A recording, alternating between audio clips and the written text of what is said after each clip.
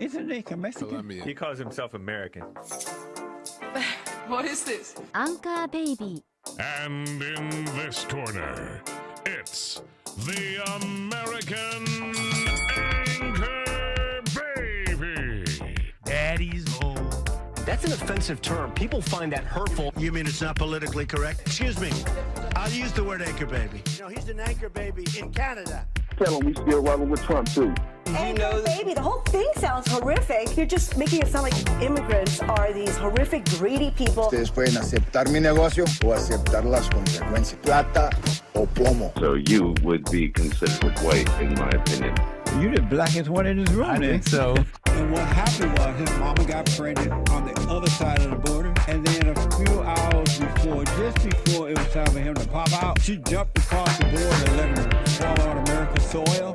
So he became the anchor baby. You don't call him the anchor baby for nothing. Amazing.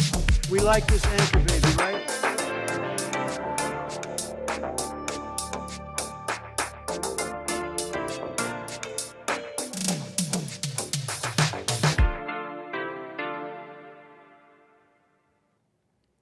Hello, I'm the American Anchor Baby, and this is my show. How you doing, everybody? Appreciate you tuning in on this fine Wednesday. Beautiful Wednesday. Fine Wednesday it is on the Bond Network. So appreciate you tuning in. Like I said, I'm the American Anchor Baby. And we're going to get going here. I got a nice show for you. Got a little bit of a show for you. Some might say an actual show. An actual show for the people? Yes. So we're live, American Anchor Baby. I am live right now on dlive.tv/Gorgonzola. That's rumble.com/American Anchor Baby. Of course, live on YouTube and punchy.tv, okay? Don't forget it, punchie.tv. You know, punchy.tv works as well. It's called a little bit of a redirect, okay? Smart people. So, punchy.tv, I'm live. Appreciate everybody tuning in today. You're coming in. You're walking in the house. Your shoes are a little dirty, but you don't care. You put them up on the coffee table. You put them up on the couch. You sit down. You're like, hey, make me a plate. Make me some food. Hey, that looks good. I want some of that. You turn on the TV, and you're laughing. You're laughing loud. You're laughing real loud, too. And everyone's like, dang, he's so loud. And you won't even click the like button. You walk in, no decorum, and it's like you eat, you leave, and you won't even leave a little like, okay, maybe you don't like the stream yet, but you don't even say hello. You come on in, you walk inside, you don't even say hello. You don't say hi no more. Well, you were raised in a home of no consequences, Bill. You don't say hi no more. What up, Bill? Bill, be my co-host. Bill, will you be my co-host from now on and forever? Okay, he's gone. We'll talk about that some other time, okay, Bill? But what was I telling the people? I was telling them that, you know, they're being rude, not clicking the like button. And maybe you don't like the stream yet. Okay, I understand, but you don't say hi no more? You don't say hi no more? Leave a little like if you'd like as we go on forward here.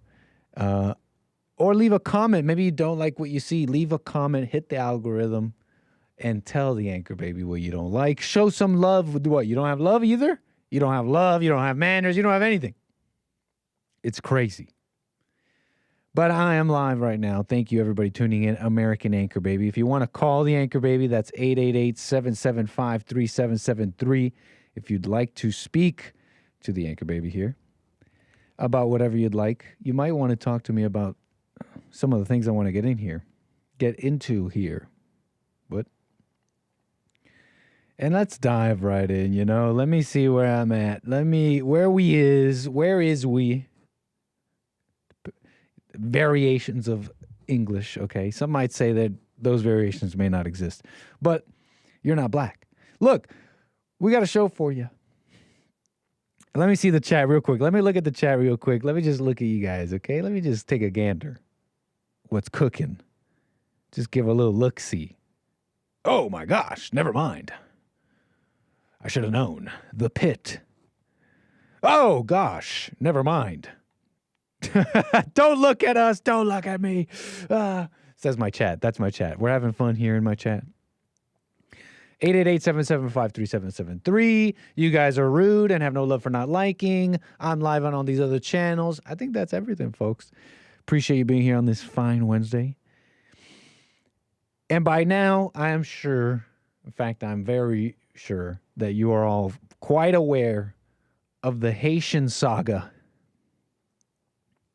The Haitian saga of this election. I'm sure you know. Okay, look, the Haitians, they're being talked about. Shout out to the Haitians. Shout out to any Haitians in my chat. You know, you guys are the butt of some stuff, and they're talking about y'all in America. And in recent weeks, there's been viral reports, of course, of Haitian activities.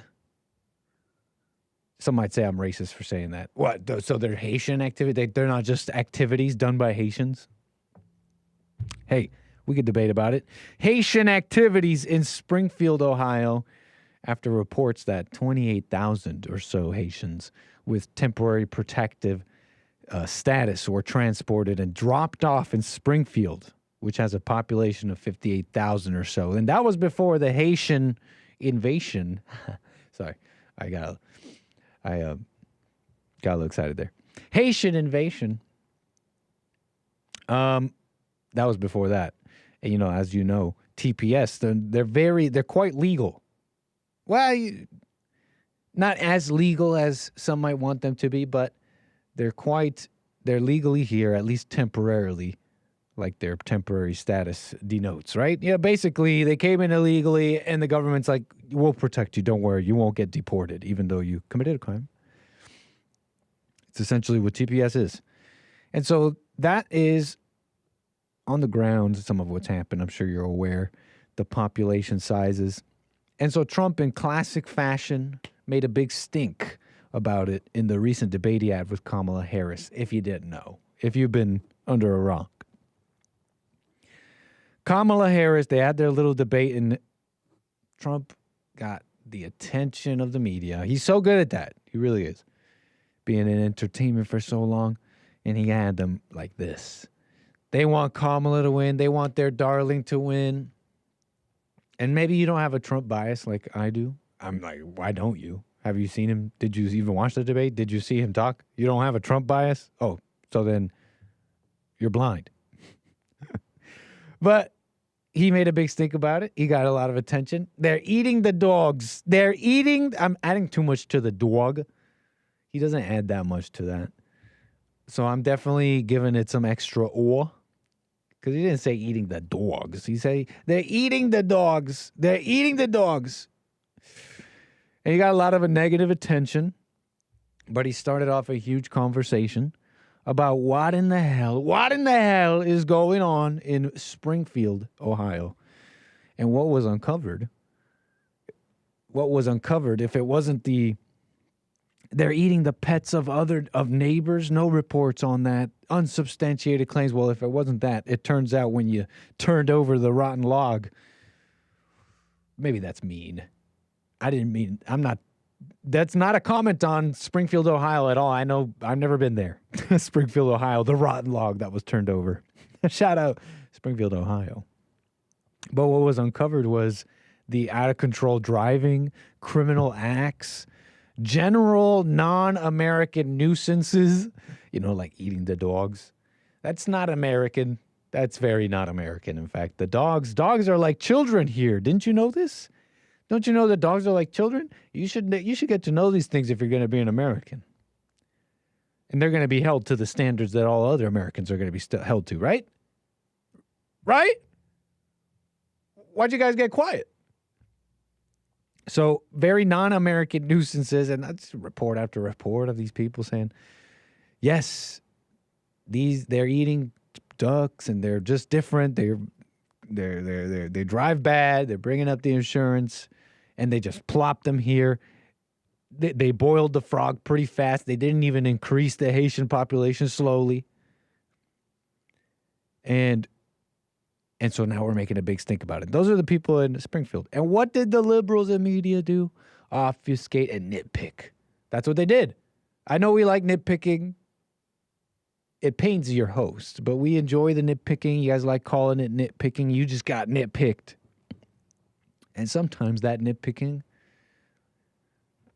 if I go by the reactions, has some insight to it, but it's a double-edged sword, and it pains me to nitpick because usually nitpickers, they're trying to derail from the point, and the point is these people don't belong here.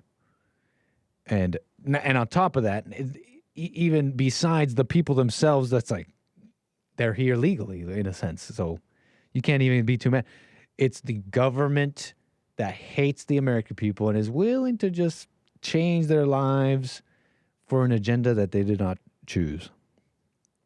And so that's what they did. They obfuscated, they nitpicked. There's no reports of him meeting pets. I'm sure you all remember. And so what do these people, who I'm sure some of them are nice people. They're rapists. They're eating the dogs. They're eating the cats. They're crashing the cars. And some of them, I assume, are nice people, right? Like Trump says. In fact, maybe a whole bunch of them, right? Not all, but most. And maybe not even most are eating the ducks and the dogs and the cats and stuff, okay? I bet you not even most, if you ask the anchor baby. What you don't know, and I'll try not to go too much on a tangent here, but is that you don't need most to be doing the craziest of things to drag down a society, to drag down a neighborhood, a town, a city, a state, a society. You don't. You just need, like, the bottom 1%, the bottom 1 to 10% of your society to be crazy and unchecked to do such a thing. Just look at Haiti. They're not all eating the dogs.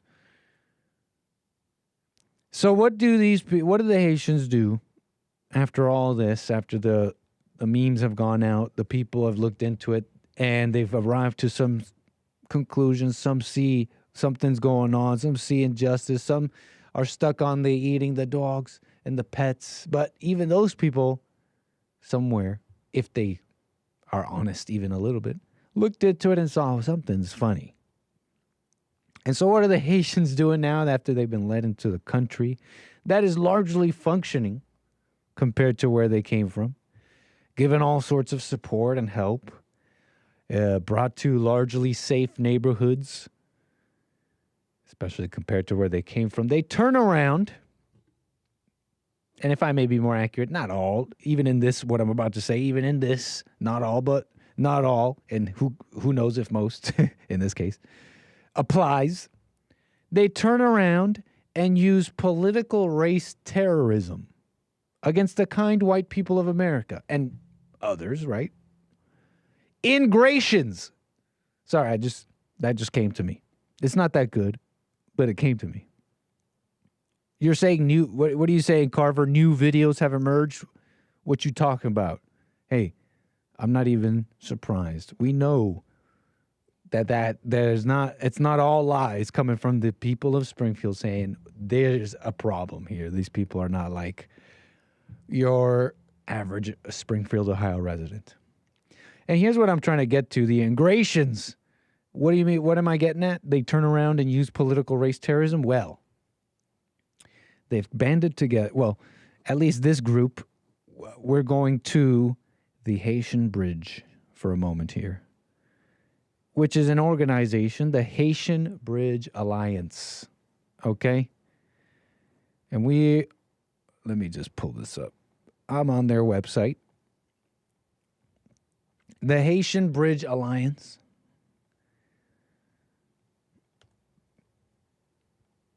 This is their website. The Haitian Bridge Alliance, also known as The Bridge, is a grassroots nonprofit community organization that advocates for fair and humane immigration policies and provides migrants and immigrants with humanitarian, legal, and social services, blah, blah, blah. I mean, I guess besides what they already get. I mean, they're being led into a country with particular focus on Black people, the Haitian community, and LGBTQIA plus individuals. That's what the Haitian Bridge Alliance is focused on. Bringing them in, basically, and giving them stuff. And they put out a letter. They wrote a letter, a strongly worded letter. But not just a strongly worded letter. They're saying they filed criminal charges against Donald Trump and J.D. Vance. the Haitian Bridge Alliance wants to see Trump and J.D. Vance in jail. That's literally what they're calling for. And I want to read you some of this letter that they put out the 24th. So yesterday, the Haitian Bridge Alliance files criminal charges against Trump and Vance in Springfield, Ohio. So let me show you what the people are doing with all their freedom.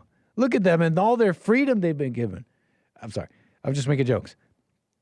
For immediate release, San Diego, California. Today, the Haitian Bridge Alliance, HBA, filed criminal charges in a municipal court in Springfield, Ohio, against Donald Trump and J.D. Vance, stemming from the baseless and malicious, this is what they're writing, comments made against our Haitian community this month, as Haitian Bridge Alliance alleged to the court over the last few weeks. Both Trump and Vance led an effort to vilify and threaten the Haitian community in Springfield. Vilify and threaten them. Wow. They're saying they led an effort to even threaten them? Are they stretching the story and the truth a little bit here? I think so. Threaten the Haitian community. Together they spread and amplified the debunked claim that Haitian immigrants in Springfield are eating pets, including cats and dogs and wildlife. Now, I'd like to know where's the debunking? I'd like to know their debunking. Can we get a source? Can we get a source on the debunking?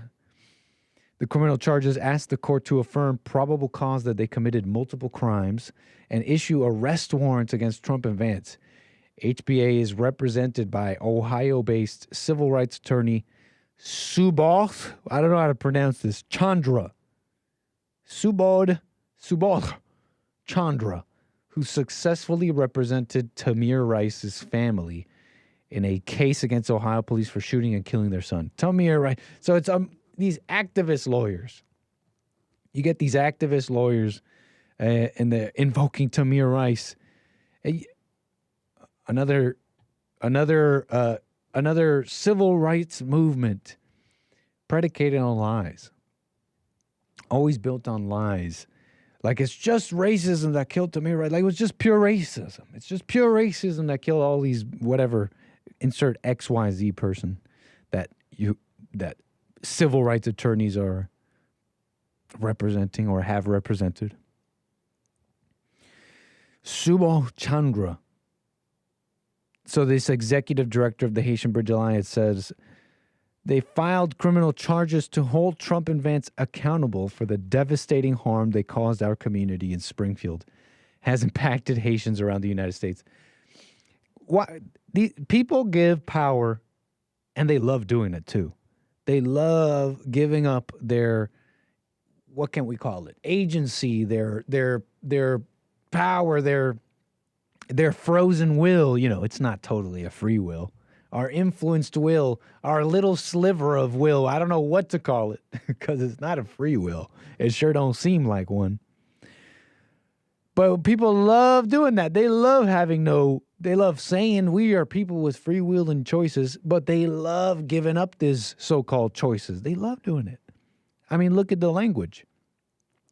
That Trump and Vance could cause devastating harm with none other than their words, their free speech, their words, is proof that people love doing this because they talk like this all the time. You hurt me.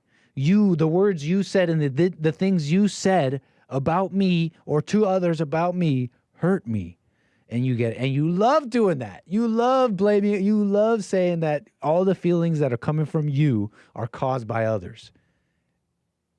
Therefore, showing the world that you love, relinquishing all choice, relinquishing even your illusion of choice that you pretend to hold on to, you actually love giving it up.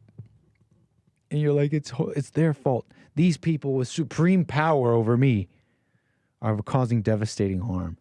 With what? Words. And they bring in the 33 bomb threats that were alleged to have happened across Springfield. And somehow this amounts to some kind of criminal case against Trump. 888-775-3773 if you'd like to call in. I saw the thing blink there. Wanted to let you know. But yeah, this amounts to criminal charges they're alleging. And it's this lawyer, too. Some lawyer, some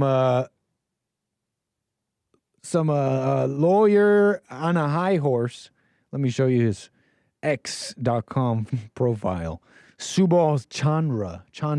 Check him out. This guy is like, or at least at one time, was apparently buddies with Kamala Harris herself. Look at those Indians.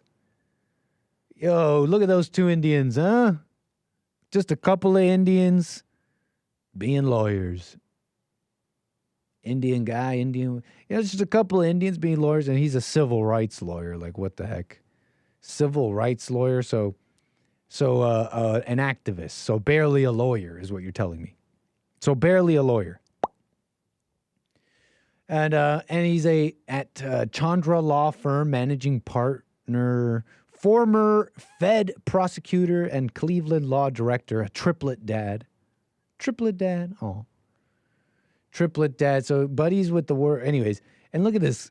Puts on, this is I don't know if this person was born in America or not, but look at this. Quoting Martin Luther King and going after Trump for his free speech. Yeah, I got to say, if you came into America and did a citizenship test, then you cheated on it. If you were born here, then you something else. Your parents raised you like an anchor baby America hater. Because look, this guy's quoting, and I see calls coming in. Thank you so much. 888-775-3773. Quoting Martin Luther King, another communist. Injustice anywhere is a threat to justice everywhere. We are caught in an inescapable network of mutuality, tied in a single garment of destiny. Whatever affects one directly affects all indirectly. And it's some of like, I guess people, there's always like little truths, I guess, these people, they use little truths, like we're all affected, we're all connected. It's like, yeah, there's a truth there. We're all connected, but what Martin Luther King was saying here is injustice anywhere is a threat to injustice. We are all caught in it. He's saying that America is racist to blacks, and you, if you're not black, you should care about that. That's what this quote is about. And so he's tying. So and in that very same move, in that very same breath, Martin Luther King is at the same time accusing. Is what he's doing with in that very same breath. He also accuses those non-blacks for this injustice, and it's crazy. It's totally devoid of reality. It's mired in anger, and it's all about accusation. And these are your model. What can we call it? I don't know. Model. Look, they're motivated. This guy's motivated by racial anger or whatever.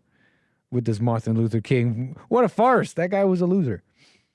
He was angry as well. And so I'm going to move a little faster here and get to calls. 888-775-3773. But that's a little bit on Chandra there. The guy leading the whole thing on against Trump with the Haitians. Justifying Haitians' anger. Instead of telling the Haitians, hey, maybe Trump is wrong about that. Or about this or that. That doesn't mean you have to take it personally. You're in this country not to be coddled and your feelings to be. You're in this country as people who are different. Put your best foot forward. Cast your bucket where you are. Work on yourselves and be great guests so that you may avoid certain things. And you can't always avoid the anger of others. You can't always avoid what other people may think and judge about you, even if they're wrong. But that does not justify you getting mad at Trump and all that, is what you should have said. But instead, he's justifying all these new people to this country. Anger, then they'll raise children with that anger. And we'll never get to the bottom of anything. And people like this, and now we're going to Charleroi, Pennsylvania. Turns out it's happening in multiple places. These people are bust all over. And it's not just Haitians. you get people like this, Charleroi, Pennsylvania, will never. They'll just be called racist and all that, and they're talking about something that's really happening, even if the details are a little fuzzy. My name's Ernie. I'm here as a representative resident of the small town of Charleroi, PA, which you may have heard on the news here recently. Over half of our town is now filled with Haitian immigrants and illegal immigrants brought into taking our jobs away. And we don't really need to play this whole thing. They're taking our jobs is a thing South Park would make fun of, I remember. It's just like I said, you know, they're funny, they're smart, the South Park guys, but they're liberals. They're taking our jobs, and they'd make fun of people saying that, but those people who make fun don't have the immigrants bust to them. It's the working class. And a black working class will tell you the same.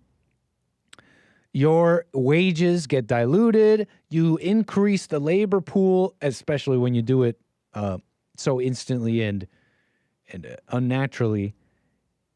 You dilute and lower the value of labor, and everybody gets paid less. You're now competing with the brokies and the super brokies have knives. It's a mess. Look, I'm going to finish this up with a little clip here from that lawyer, the Chandra lawyer, on the Haitians trying to get Trump in jail over this. I want to play that clip real quick, and then we'll get right to calls. Thank you for the patience. Check this out. Chandra, the Haitian Bridge Alliance, and their uppity little upstarts trying to get Trump in jail. It's like, get in line. It's like, get in line. Don't you see the DOJ and other people are trying to? And it's like, I don't know what kind of hand is over Trump. A divine one, and maybe even a Jewish one. And we love the Jews for that. I was trying to make a joke with that. I'm not smart enough to make a joke about that. Haitians, the Bridge Alliance, check it out. Our clients at the Haitian Bridge Alliance are seeking the arrest and prosecution of Donald Trump and J.D. Vance. Sabot Chandra filed the charges on behalf of the Haitian advocacy group Tuesday in Clark County. They accused the pair of fear-mongering that legal Haitian immigrants in Springfield, Ohio, are eating their neighbors' pets. That there were 33 bomb threats as a result of Trump and Vance's conduct, that schools were shut down, that City Hall was shut down, that universities were shut down, that parents had to keep their kids home from school. Oh, no, they had to keep the kids home from school. What a crime. Put them in jail. Don't you know we hate the children? Chandra saying Ohio Statute 2935.09 allows private citizens to file criminal charges alleged against Trump and Vance are disrupting public services, making false alarms, committing telecommunications harassment, among others. You can't cry fire falsely in a crowded theater, and you similarly can't persistently and relentlessly make false statements that you know your megaphone causes other people to go bananas. Still, a law professor at Cleveland State University says it's unlikely the charges will stick. Any judge, I think, is going to be very concerned. They're going to have serious First Amendment concerns. I think it's very unlikely that a court would try to stretch the law to cover that. Late Tuesday afternoon, former President Trump's team releasing a statement saying, in part, President Trump is rightfully highlighting the failed immigration system that Kamala Harris has overseen, bringing thousands of illegal immigrants pouring into communities like Springfield and many others across the country. President Trump will secure our border and put an end to the chaos that illegal immigration brings to our communities. Right on, and that's the story. Our there. clients. Whoa, that's the story a little bit there. We got to get to calls here. But that's a little ambitious little upstart. You know, I got to say, it feels like it's just ambition. This guy, I'm a lawyer, I'm a civil rights lawyer, and now I can get more attention, and I'll be the guy. I'll be the guy to take down Trump, or at least get a bunch of attention for trying to take him down. And defending the Haitians. He doesn't care about the Haitians. He doesn't care about the people in Springfield. Doesn't care about America. Doesn't even understand the First Amendment. Who let this guy in? Indian guy? Chandra? I don't know. Maybe he was born here, but it doesn't seem like he was born here. Doesn't even know what the First Amendment is. Probably does, to be honest, but cares not at all about it. In fact, resents, and I don't know what he thinks, but a lot of people of his ilk resent Americans who would care about such a silly thing like the First or Second Amendment.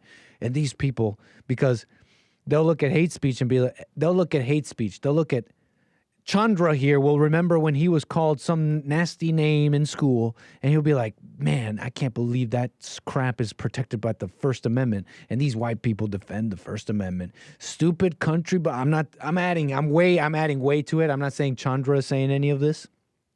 But the people who hate the Americans who love the First Amendment, they'll remember racism and they'll say it's protected by these whites and these stupid country whites who want to protect their guns, and that's why our children are afraid in schools. And so that's the thinking of these very un-American people.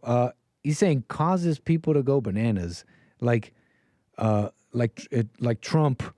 Again, with the giving up of faculties, and they love doing this. They love giving supremacy to anybody else.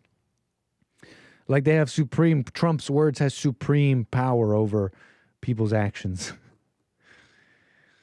Interestingly enough, though, the experts are saying, hey, I don't know how you're going to get this past the First Amendment. It looks like Trump is going to be protected by a little thing called the First Amendment. Imagine that. But what about Alex Jones? Isn't that interesting? Trump will be protected, according to the experts, for what he's saying about Haitians or whatever, because of a little thing called free speech. Can't you say the same for Alex Jones? Can't you say the same for even Trump when he was talking about the 2020 election? You know, what he says about it, not what I'm saying. Isn't that free speech? I want to get into that in a moment here. Alex Jones, INFOWARS shutdown. All for what? A man using free speech. But first, I want to go to Mateus. I got Mateus calling me here. What's up, man? Thank you so much for calling the show. Mateus out of California on the air. Nick, how you doing, sir? A pleasure. Okay, all is well, sir. I got a rant. Okay, hit me. It's like young black kids trying to tell Jesse. Jesse's dang near 100 years old, and people are telling Jesse how it was in the old days when he tries to tell people how it was, and they don't want to listen. If Judge Joe Brown just did a podcast, and it's an amazing podcast. It's on the art dialogue or something like that. Anyway, yeah. And, try not to name drop, but I'm sorry. Brown's sorry. Cool. The name Brown's cool, but you know, whatever. Podcast. Okay. But go on. What you were saying? He did a podcast, and he's talking. He's a judge. He came. He did a lot of things in California, and he's talking about Kamala and her work history, and yet nobody listens to it. And then he talks about when he was in New York as a young man and, doing his law stuff. And he's like, he knew black businessmen that got loans from Trump. And when they went to pay Trump back with the interest, Trump ripped up their checks and said, have a nice life, follow your dreams. But nobody wants to talk about that. But they want to talk about some crazy lunatic complaining about something 30 years ago, which you don't remember when it happened. But they'll take that at face value. It doesn't make sense. We got proof, like with Jesse stuff. We got proof with Judge Joe Brown. But no, people want to listen to false. What kind of world do we live in where people you have facts and statements that prove something, but people would rather listen to lies, and then they say, "Oh, Trump is this," and it doesn't make sense, Nick.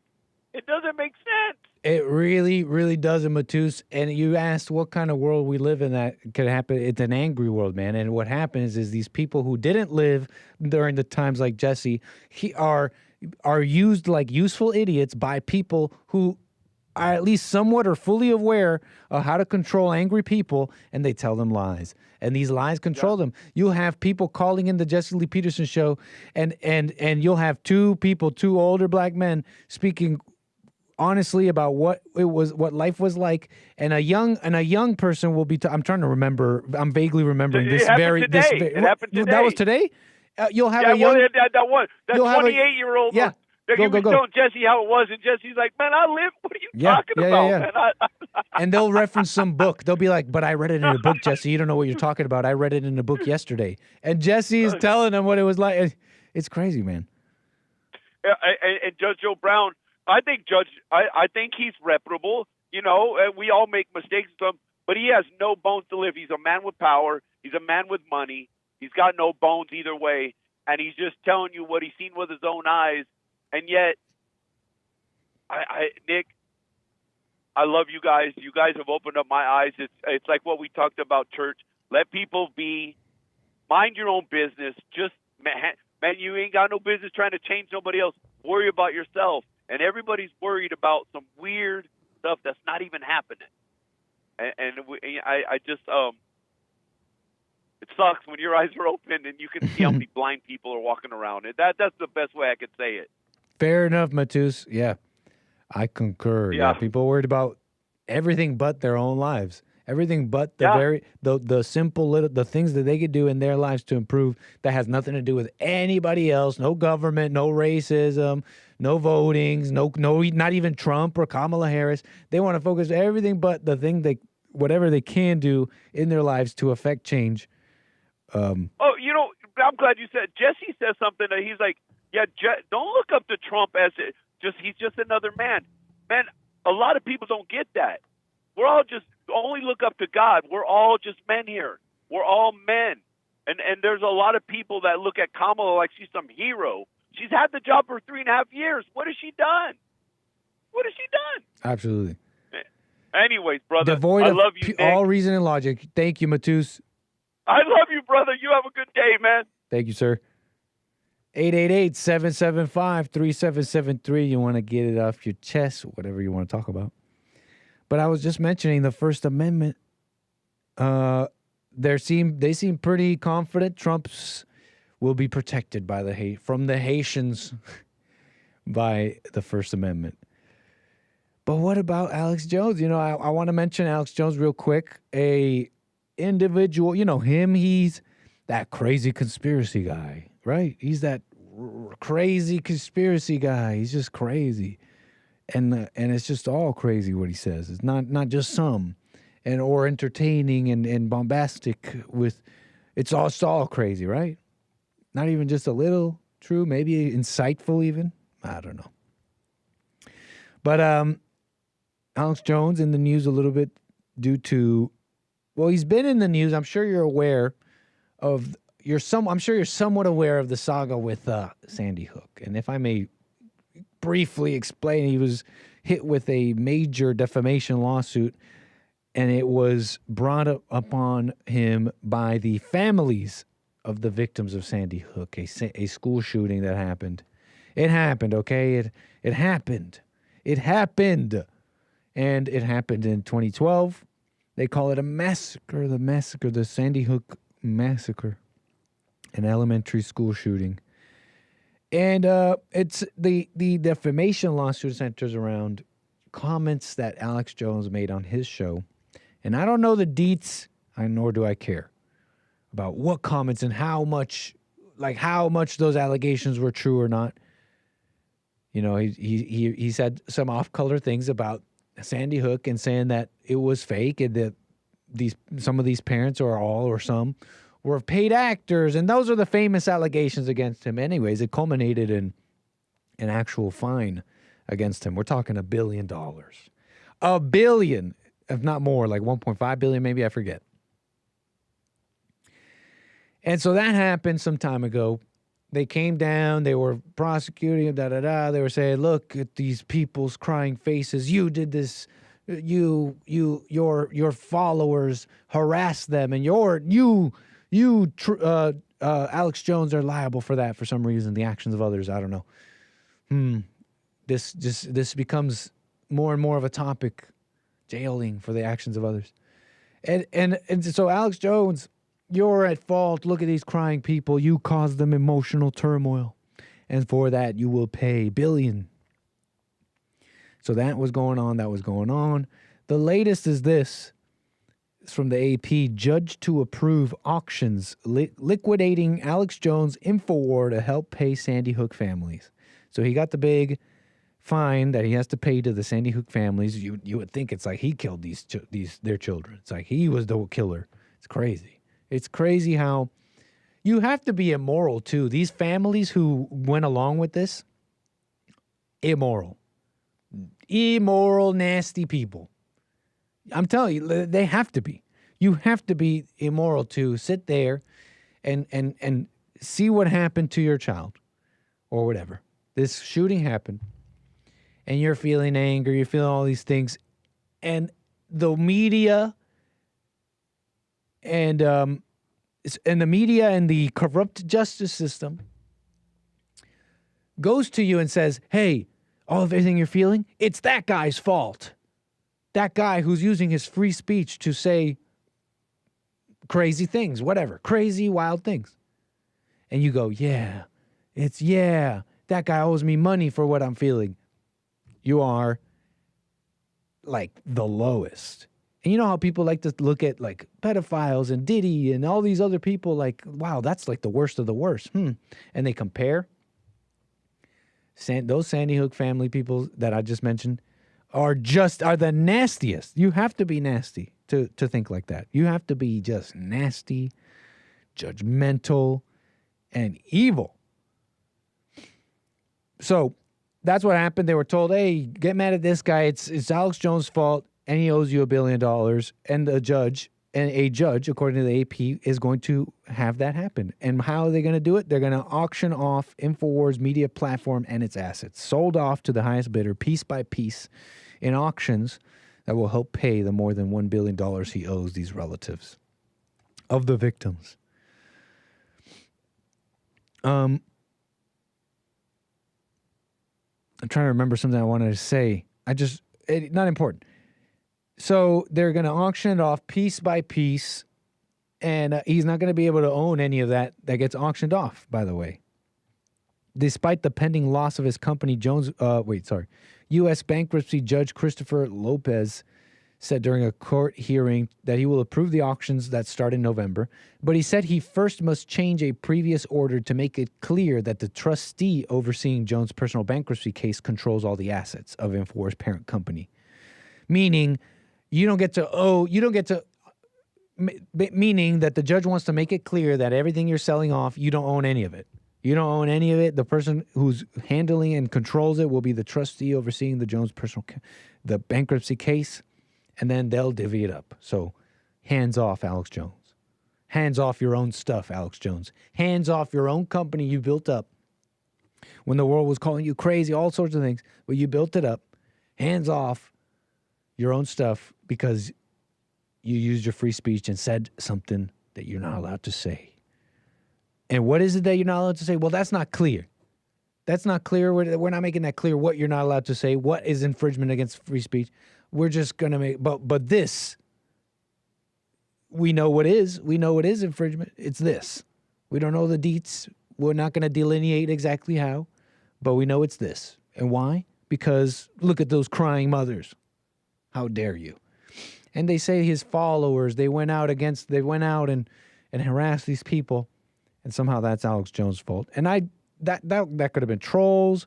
I remember, and not about the Sandy Hook stuff, but I remember in other instances, Alex Jones telling his viewers, don't harass people. Like that's, you don't harass. We're not here. We disavow violence. He does that all the time, if you ask me. So just an interesting thing going on. And it continues. Alex Jones is not may have been one of the first or oldest that we may remember, but this undoing of the First Amendment essentially will continue. It will continue because the people running things hate America. They hate the First Amendment. They hate stuff like that. And it's such a joke because the very First Amendment mentioned with Trump, they say Alex Jones is responsible for some sort of internal turmoil going in people, in part because of the actions of his viewers and some trolls. But it's interesting too because there's a talking out of both sides of their mouth going on here, if I'm using the expression correctly.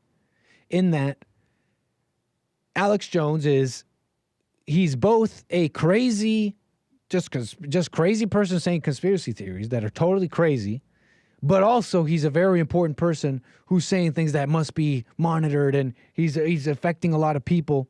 It's like, is he crazy? Is he crazy, or is he saying something? You know what I mean? Like he's saying that Sandy Hook didn't happen, it's paid actors. Well, that's just crazy enough on its head. You don't need anybody to make a lawsuit and all that. It's crazy, right? I mean, he's the crazy guy. He's the crazy conspiracy guy, right? Do you really need, don't you think you're adding to the fire? Don't you think you're maybe even lending some credence to his credibility, reputation, and the very things he's talking about? Like, it's just a weird way of going about it, okay? So, a little bit on Alex Jones there. You can't call in. I saw some calls coming in, but they dropped. 888-775-3773. Free speech. I don't know what to tell you. It's crazy. They hate it. You got people sharing images like this that I want to share with you as well. Trying to compare side-by-side cases here. I mean, they also share this image of the legend himself with a bottle of Jameson. I disavow such things. Care for your body. But here's the legend shirtless. I don't know what hijinks Alex Jones was getting in this image, but they share this besides this article about Boeing. Boeing, this is from 2024, July. Boeing to plead guilty to fraud in U.S. probe of fatal 737 MAX crashes. And if you remember, I'm sure you know that there are crashes and they're linked to Boeing and many deaths, and it's not good. And so Boeing has agreed to plead guilty to a criminal fraud conspiracy charge and pay a fine of $243 million, a lot less than the billion being charged on Alex Jones. So Boeing is pleading guilty to a criminal fraud conspiracy charge, paying $243 million to resolve a U.S. Justice Department investigation into 2 737 MAX fatal crashes, the government said. The plea deal, which requires a judge's approval, would brand the plane maker a convicted felon in connection with crashes in Indonesia and Ethiopia. The settlement drew swift criticism from victims' families who wanted Boeing to face a trial and suffer harsher financial consequences. I mean, but are you taking this in? Even throughout all this, 2 fatal crashes, being branded a convicted felon, they're still just going to pay $243 million. And they'll still make planes, and they'll still be able to operate. But Alex Jones is hit with $1 billion over the emotions of families who are evil anyways for having those emotions and going in so far into those emotions enough to blame Alex Jones for what, essentially? Being crazy? Saying crazy things? It's crazy. Now that's the crazy thing. 888-775-3773. They're the crazy ones. You know, on persecution, if I may, just a little side note I was thinking about yesterday. We were talking about persecuted men, persecuted people, Diddy, others, and all this stuff. And so that was a topic, I think, the past 2 days. I think I even brought up a Bible verse. I think I even mentioned Jesus. No? I may have even mentioned Jesus. John 16, I have said these things to you, that in me you may have peace. In the world you will have tribulation, but take heart, I have overcome the world. I just wanted to add to that conversation. Just a little note on persecution. Don't seek it either. You have plenty of persecution in your life as it is right now, is what I'm trying to say. Just handle what you have in your life. You don't have to go be Alex Jones. You don't have to go turning over rocks that you're not meant to turn over quite yet or whatever. Deal with what's in your life right now. When the Bible talks about persecution and what might happen to you should you follow me, right? Jesus, not me, the anchor baby. I think when that's being mentioned, it's talking about the persecution you're already going through, right now. So just deal with the little you have in your life. That's why, so that you may be able to deal with the much later. And don't go getting ideas. You heard this or that person saying the truth. He's saying the truth, so I got to say Just handle what you have in your life so that maybe one day you will be presented with a platform and an opportunity to say the truth, whatever that means, in a large scale or whatever, like others you may admire, Alex Jones or others. But you don't right now. The reason is you don't is because you can't handle the little you have now. So handle the little you have now. Hey, appreciate the super chat, Chris. Very nice. You can super chat the Anchor Baby here on YouTube. You can leave me a Rumble rant if you'd like what you've been watching and all that, and you'd like to support. I'm live on rumble.com/American Anchor Baby, and there are ways you can support there too. You can leave me a little Rumble rant. Many ways to support. You could buy me a coffee, buymeacoffee.com/Anchor Baby. So thank you for the support. Very nice. Okay. 888-775-3773. I wanted to loop back a little back to, I was talking about the Haitian invasion, and I wanted to kind of point out the mindset of some people, the mindsets of people. The mindsets of people, and it's more than money. It's more than economy. And what I mean is like what's important to people and what's important to workers, voters, and really, really what should be a sort of litmus test or criteria for decent people who just want decent things. And it doesn't come down to just money. It doesn't just come down to economy. If you do this XYZ, you'll have more money. You'll have an influx of workers in the economy, and that is just good, positive. It's not just about money. It's not just about having workers so that you can have a better economy and a more robust and diverse economy, whatever. You hear all these words from experts, academics, city planners, politicians, and the like. And it's not just about money. It's not just about, are the people coming in, do they have jobs? And do they make money? Because they say, a lot of them, the vast majority, right? I know that there's a lot of benefits and unemployment too among some of these. Depends on the immigrant group, but there's also a lot of them just working. And yeah, sure, they're working labor, they're working fast food jobs or whatever, but they're working and they're contributing to the economy, like they'll say. That's an argument, right? They'll say they're contributing to the economy. They're doing the jobs that Americans don't want to do, they say. But it's not just about that, okay? Look, you can have a nice shirt, have a job, and all that, but still have a very have a mentality that is hostile, is literally hostile to the place you're at. Check this out, the mentality of some. What would you say is like a tough experience that you went through in your life? Oops, hold on. And how did you overcome it? This person, a Pakistani in London, in this video is being asked if you could describe tough situations living in London as a immigrant, right? Here it is. What would you say is like a tough experience that you went through in your life, and how did you overcome it? First part would be settling abroad in a country where the culture is different, where the people are different, where you've got no relations, no blood relations. So as a student, as an international student, it's very hard to be settling in abroad, and particularly in London because they're racist. I'm going to be honest with you.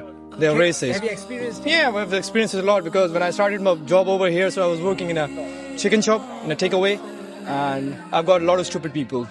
I've seen a lot of them. Color. It's about the color of your skin. So they're after your color. So that's the only thing. That's what I believe is the toughest part in my life. How do you deal with that? We need to realize that we are a legal citizen of this country, and we've not come over here without visas. We are here on proper visas, and apart from this, they can't do anything to us because they're lazy people. They can't work by themselves. So this is the very reason they're allowing immigrants to come over here. And because we're doing the hard jobs over here, We are running this country. We're running this economy of this country. You know what I mean? From my brother. Pakistan. This guy's running the country, Bill. You believe him?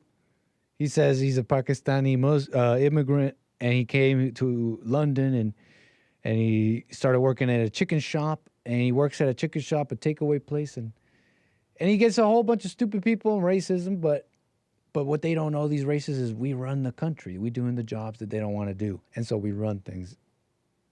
If Bill's making a face like that, that doesn't gel logically. And if it doesn't gel logically with Bill, I gotta say it doesn't pass a test. It doesn't make sense. Bill doesn't agree with you, sir. And the question was from the man on the street interviewer, and maybe you missed it, Mr. Pakistani chicken shop worker. The question was, have you experienced any, whatever, I'm paraphrasing the question. Have you experienced some negative blah, blah, blah? And how did you overcome it? You notice he left that part out. He left that part completely out. He's talking about, oh, I felt this, and I got all these stupid people and racism. And that's it. He didn't answer the question, folks. You missed that chat. He didn't answer the question. He has not overcome it and doesn't know how. I don't blame him because he's stuck blaming. He's stuck blaming. Guess what? You're never going to overcome with all that blaming.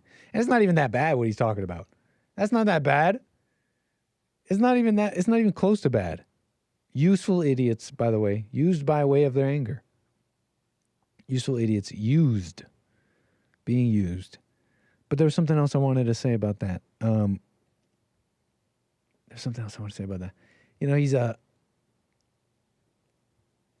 yeah, I think that's what I wanted to say. He didn't overcome it. Isn't that interesting? Won't ever overcome it.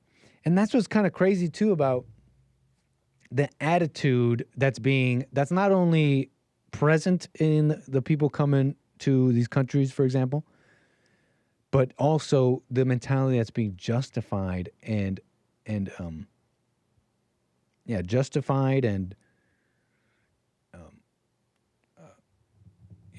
you're going to have more of it because of this justification. This mentality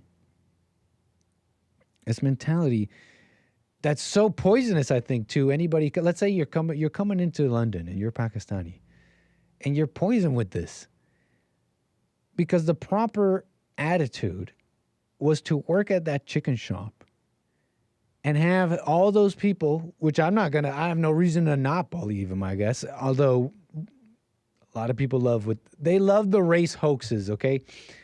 I feel like people are angrier and angrier lately, and so the younger people are not going to have the same, they're not going to hold back like the older people, like the older whites and other English Londoners did before maybe, over here in America. I feel like as the anger raises, these younger people, they're not going to hold back, and they're going to have more of these stupid situations this Pakistani guy was talking about. So I essentially believe them, even though that they love doing the race hoaxes. But the proper attitude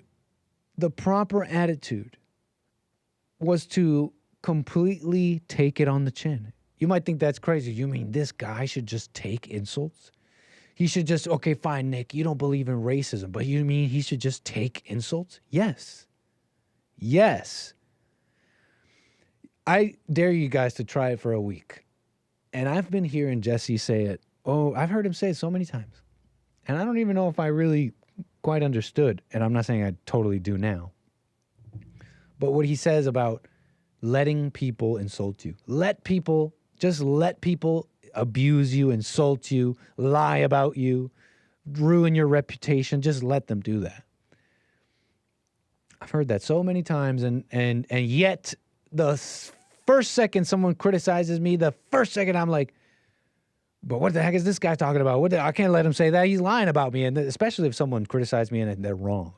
You know, it's like someone, and they criticize me and they get me wrong. It's like I got to defend my reputation, my ego. And anyways, that's the old Nick, okay? That's the old Nick.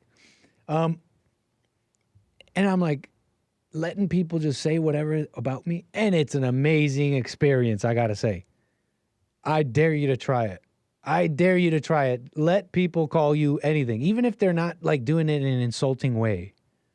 let's say they call you something and they're complimenting you, but I don't know, it hits wrong. Like they call you, hey, you're kind of nerdy. You're kind of nerdy guy. Hey, I love that about you. And you're like, what? Let them say, yeah, you know what? Yeah.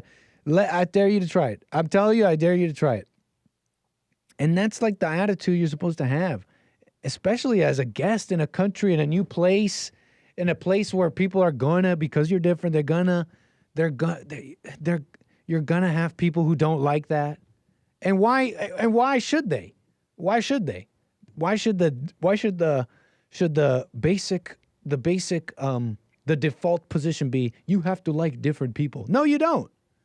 In fact, because of the basic default position is you don't like different people, maybe you should leave a good impression. And guess what? You don't have a right to be angry at all those people who were so-called racist to you at the chicken shop. That's the wrong attitude. It's bad for you. It's bad for your Pakistani coworkers. It's bad for the people. It's bad for even those people who are so-called racist towards you. It's just going to justify them.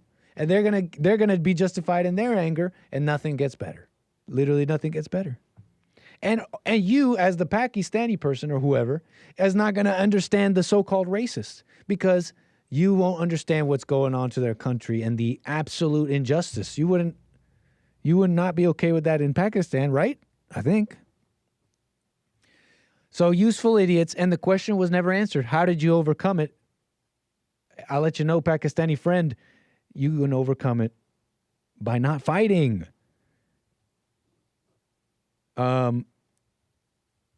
Amazing. I want to get to this caller who's on hold, 888-775-3773, but I want to leave you with this on this topic, because I was talking to a caller yesterday, I believe called me for the first time. Internet Manster, are you in the chat? How you doing? Maybe you're not in the chat. But Internet Manster called me. I was taking this caller, great call, and he was talking about deporting these gosh darn illegals. And he was a little... he's not believing all the talk from the Republicans and even Trump himself about deporting the biggest deportation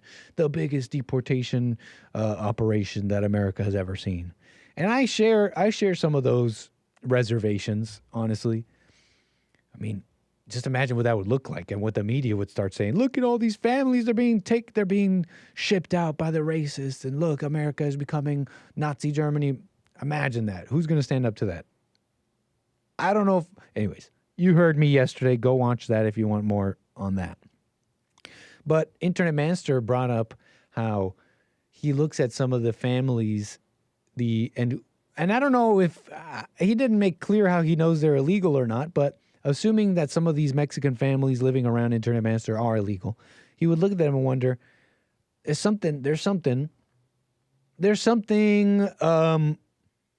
he called it heartbreaking. And I'm sure many agree. There's something heart-wrenching and heartbreaking about having to take these people who've been in America, even if so illegally, for years, and uproot them and send them off. And it's funny about that. I was thinking about that because that is at the heart, really. It summarizes the conversation, the whole immigration conversation for most of your average Americans. It's basically, they got to go, they don't belong here, but don't you feel bad? I mean, how can you do that to them? That is essentially the whole conversation. And it made me think a little bit about Ronald Reagan, and amnesty. They say he was an amazing president, but they also criticize him a lot. They're saying he's not that amazing. And they point to the Reagan giving amnesty to a bunch of illegals. And that's what happened. It did go down that way. He essentially... he signed into law the Immigration Reform and Control Act in 1986. And the plan was basically to give amnesty to basically all these undocumenteds who were there in America since 1982 and before. And he's like, you know what? You guys, we're going to give you a pathway to citizenship. Come and apply. You guys don't have to be illegals anymore.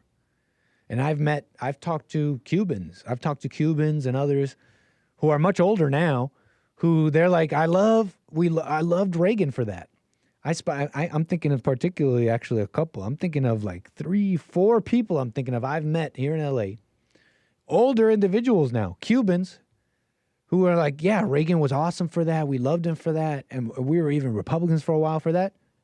They're like liberals now. They're like voting for Kamala. It's crazy. Anyways, that's a different story. He gave amnesty to these undocumented. He gets a lot of criticism for it from the right wing today for it. And they even draw some parallels with Trump. Oh, is he going to be just a Reagan weak at the end of the day? But when you look into the story, and I'm sure many of you know this, the whole thing was actually supposed to be a big deal. It was not just amnesty for undocumented immigrants. It was employer sanctions for anyone hiring undocumented immigrants, increased border security, which was left vague, which we now know was a mistake, and that. So it was supposed to be close it up, and you know what? The people here, we're going to be nice. We're going to get you guys get to be citizens. And I'm bringing this all up to say that when thinking about Reagan and all this, there's something understandable about that moment, no? As an end all be all, there's something to be understood about that. Like there is, I guess what I'm trying to say is that Internet Manster, I don't know if he's wrong for feeling bad in a sense, but it's not necessarily a conversation that can't be had. I mean, when you have all these families living in America for years, is it really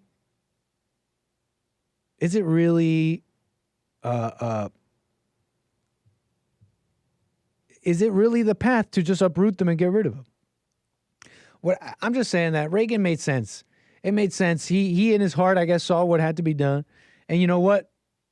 We're not going to uproot these people, but we're going to close the border once and for all. The once and for all never came. The enforcement of the border never happened. And that's the Reagan amnesty thing. So I just came to understand it a little better the other day. And I'm remembering the conversations we've had on this show and with Internet Master. I want to get to this caller here, 888-775. And, oh, no. They literally just hung up. Apologies there. You were waiting. Call me back. I'll get to you. 888-775-3773. But I was just thinking about that a little bit. Maybe you might find that interesting. Yes, Reagan effed us, says Flat Earth Victory. But wait. It's not, that's how, when you look back on it, it's like you get that impression. But when you nitpick a little bit, it's not that just Reagan effed you. It's actually not that at all. It's like the establishment effed Americans. But Reagan really did give it a good try. Like, it was a really good try. And it may have even been the perfect solution if the enforcement of the border actually happened. Because it's like, it was supposed to be the final solution. And I disavow all final solutions. But it's supposed to be like a final solution, right? We'll give them amnesty. We'll close it up, though, for good. But they've been playing this dirty hoodwink ever since, trying to work with Republicans to fix the border. And they'll throw in amnesty stuff, but they'll never, ever enforce the border. It's crazy.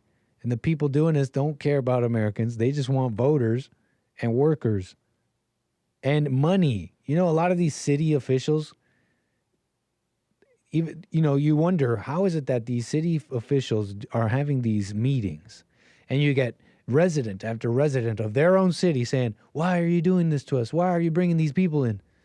And they're like, they're shutting down mics and everything. They don't care. Turns out they're getting paid. Some of these people, allegedly, are getting paid to let these people in. By like the feds, by like the federal government. Hey, Springfield, Ohio. Hey, Charleroi, PA. A little bit of an unpopular thing, but hey, you do this, we'll pay you money. We'll give your city money, and you get to do this. And what do those city officials then turn around and do with that money? They'll look at the angry residents of their cities, ignore the ones who are understandably unwilling to work with the city council, and they'll look at the angry residents and they'll give them free stuff. Hey, look at this money we got from the feds. We're going to build you a library. We'll build you a anti-racism park. We'll make murals. We'll draw Black Lives Matter on some street. There you go. We did this for you. Q pocketing of money. Look, that's just the system, okay? Corruption is how it goes. Yeah. Ba-da-ba-ba-ba. So what else about this? Yes, 888-775-3773. Can we take a little gander, by the way, of said streets, of some of these streets? I want to show you some urban visuals. Some TikTok account I found, and that's cool. They're out there in the streets of America. They call themselves urban visuals, and they do like drive-throughs and walk-throughs. Some urban areas of America, and not just America, actually some other places. And I want to show you some of these streets. And look, you've seen some of this where someone will walk down some street in Philadelphia. What do they call that area? Kensington or something like that? And they'll show you all the drugs, the druggies. Or they'll show you some video of Aurora, Colorado, I think. And it'll be like prostitutes, or Los Angeles, and it'll be homeless and drug addicted people on the street and prostitutes and stuff. And you'll be like, whoa, LA's a mess. This or that city's a mess. And don't get me wrong, lots. It's nasty. Even in the few years I've been in this area where Bond is, it's changed. And not good. Homeless people, all sorts of stuff.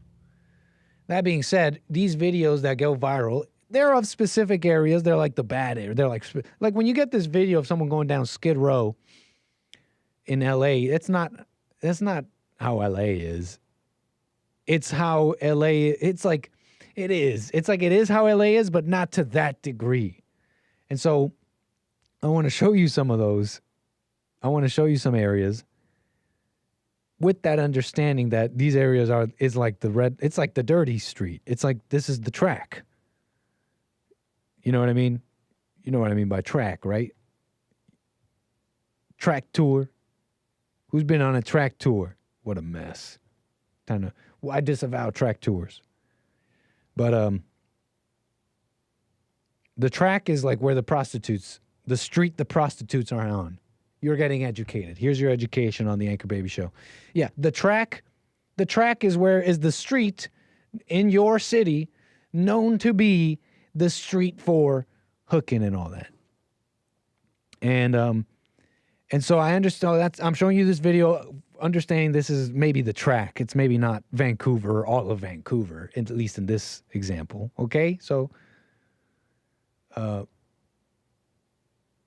there's a purpose, okay? I'm sure there's a little bit of a purpose here. Where are we? I'm trying to show you Vancouver here. Okay, I got it. TikTok, can we unmute the site?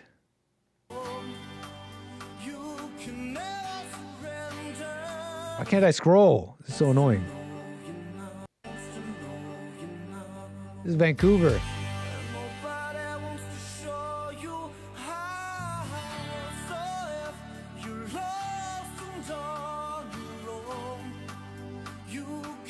Sorry, I had to let that play a bit. Corey Hart. You're listening to Corey Hart, a Canadian legend. You know, you may know his song, I Wear Sunglasses at Night. You may have heard Jesse Lee Peterson sing that song. I wear dun, dun, dun, dun, dun, dun. That's a Canadian tune for you. City of somewhere in Vancouver. What a mess. Urban visuals. Here's another one for you. Queens. You got to see this one. This is the one that matters. Queens. Let's go to Queens, New York for this one. Queens is a bustling street that reflects the mass influx of migrants in New York City. The avenue is lined with small businesses, street vendors, what do you notice? And restaurants offering a taste it's of like, home. Yeah. We know that some areas in Queens are probably nasty. We get it. Some streets are probably full of homeless, worse than others. You got prostitutes even. But chat. That being said, what do you notice? To migrants from Latin America, South Asia, and beyond. The sounds of different languages, Spanish, Urdu, and Bengali, fill the air, blending with the constant rumble of the elevated 7 train. However, Roosevelt Avenue as of late has faced challenges. Many immigrants, often undocumented, are vulnerable to exploitation and being forced to live on the margins of society. Crime, including petty theft, trafficking, and gang activity has become an issue that's seemingly fueled by people often unfamiliar with laws and ordinances and the clear lack of opportunities for undocumented workers. While New York City is often seen as the land of opportunity, it can also present significant challenges for migrants. The high cost of living can make it difficult for newcomers to establish themselves. This is New York. This is Queens, New York.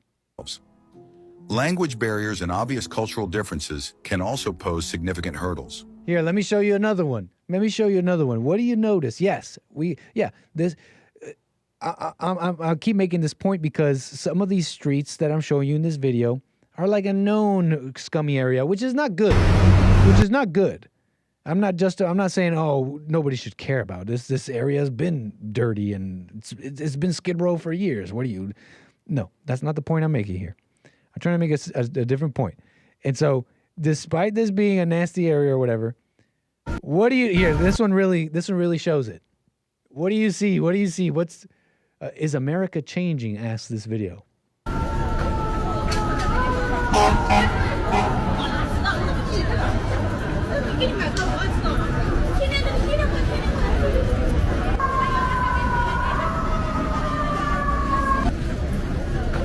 Look at this.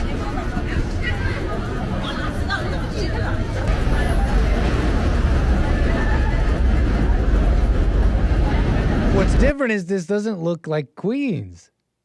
Even if this is the dirty area, the flavor of the track has changed. See, the track used to be, I'm sure there's been a track in Queens, New York for a long time. But I gotta say, this looks like Thailand. This looks like Bangkok or something. This looks like you understand that? This looks like we're in Thailand or something. Exactly. Character matters. It looks like another country.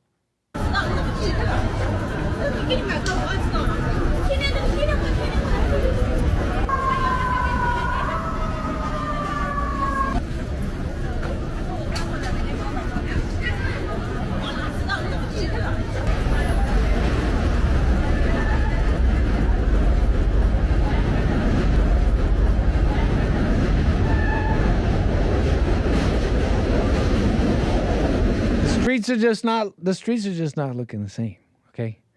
They're just different streets. This is China. This is Thailand or something. It's just the impression I get. Is America changing? Yeah, big time. Big time. Okay?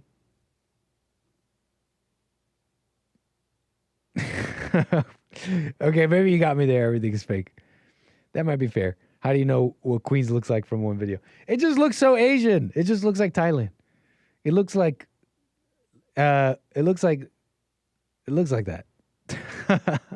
just looks like it. And the bright lights and even the architecture, even the street food, even the street meat vendors. It looks like all these videos of people. This show looks like Thailand. Everybody wants to see those videos again. See, this is why OnlyFans is making money. You know, you guys, horn dogs. You see one video on a show, and it's like you guys don't even have to. You guys don't need me. I don't need to be your middleman. Aren't you guys at least? Even if you're horny and degenerate, at least be frugal businessmen. It's for free. Look at it for. You don't have to be in the chat going like, "Give me more, give me more." This is why OnlyFans is making money. and I disavow that anyways. Don't go searching anything up. But you guys want me to just play you more videos of these 304s in the streets of America. Sometimes they say it's a common joke. It's a common like trope to hear. It's like a common trope to say something like, "Oh, that prostitute out there, that could be my wife." That's like a common trope, right? Patrice who was it? Patrice O'Neill he had like a bit on that. He had a joke on that, on men and women and and their standards and all that. He would do this joke. He would say this joke about what men are and what they deal with in terms of, you know, the power that women have over men, how they would love to be men if it wasn't for that one thing they have over men to control them with. And Patrice O'Neal would have he would have this joke about how a guy could see some drug addict next to a dumpster and they'll be like, she's so cute with dirt on her face. And you fall in love.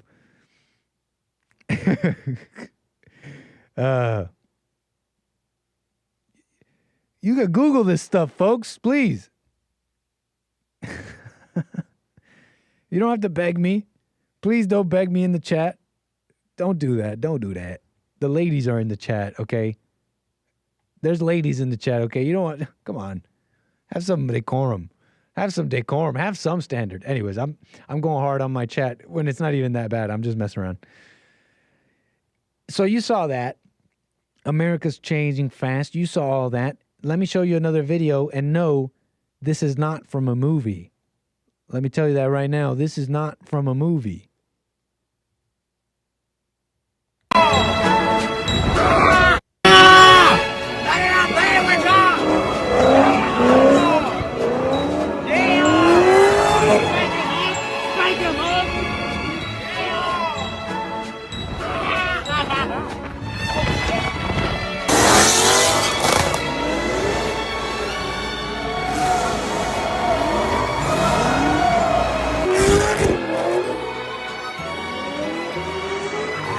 Wilding out in Philadelphia at night. They're wilding out, and it looks like even law enforcement was there with not even an ounce of authority over this crowd.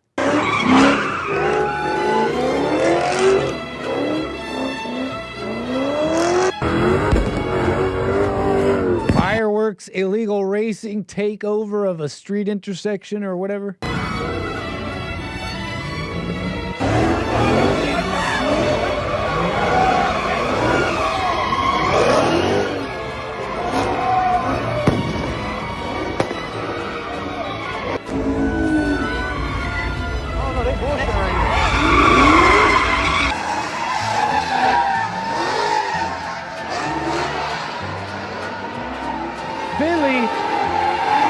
I didn't know how long this video was. Philadelphia.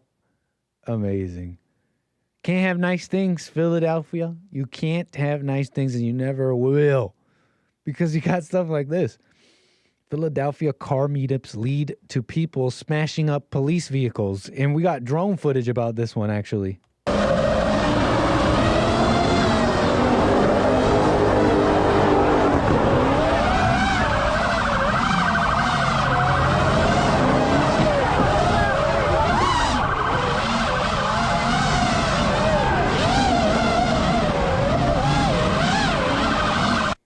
Jumping on the police vehicle. You've seen it before. You've definitely seen it before, jumping on the police vehicles and all that. But yeah, when outnumbered like that, there's not much law enforcement can even do. There's not much you can even do unless you escalate the whole thing to a whole nother level.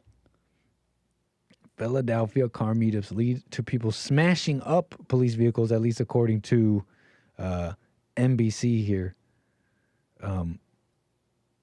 Out of control. Absolutely out of control. And I know you've seen videos like this. I'm just showing you. This happened recently. But I can't help but see surrounding this reactions on both sides, really. How the people are robots. They really, like I was saying earlier, love to relinquish any faculties of the mind, any frozen will they might have. They love to give it up to the first person they can. If they can have someone else think for them, decide for them, they would do it in a second. The majority of people love that. They love it. If you tell them otherwise, they get mad at you. And if you tell them no, you don't have to let other people's words or anything else affect you. You can overcome the world. You can overcome You can overcome words and the world.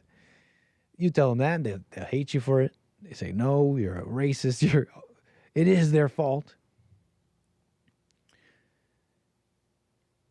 And on display, we see just how degenerated and how else do you explain it? Morally corrupt to the point where reality itself that you see with your own eyes is ignored. I mean, that's the effects of corruption, folks. What else can it be? They call, for example,